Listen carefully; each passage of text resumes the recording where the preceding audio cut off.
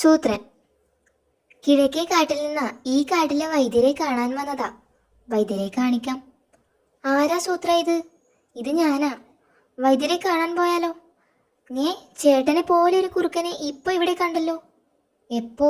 ദാ ഇപ്പോ വൈദ്യരെ കാണിക്കാമെന്ന് പറഞ്ഞു. അത് സൂത്രൻ തന്നെയാ. ഞേ, ഇതുപോലൊരു കടുവ ഇപ്പോ ഇവിടെ നിന്നിരുന്നല്ലോ. ഞേ, എപ്പോ? ആരാ സൂത്ര ഇതെന്ന് ചോദിച്ചു വന്നു. ആ കടുവ തന്നെയാ ഈ കടുവ. ഞേ, പിന്നെയും അതുപോലൊരു കുറുക്കൻ.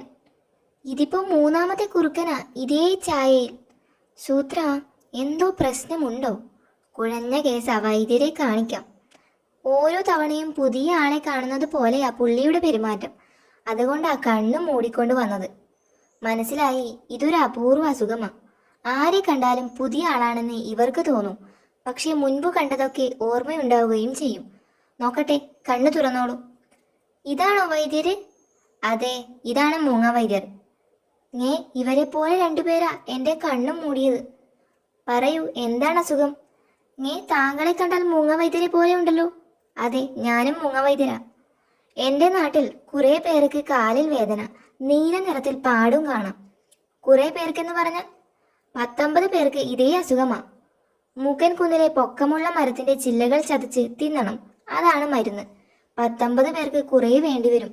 നിങ്ങളൊന്ന് സഹായിക്കൂ. ശരി വൈദ്യരെ. എൻ്റെ അമ്മയെ ചില്ല ഒടിച്ച് എല്ലാം ഒടിഞ്ഞു.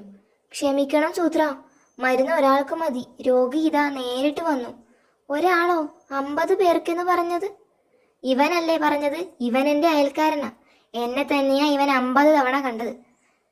ഇവരെ പോലെ 2 പേർ നേരത്തെ ഇവിടെ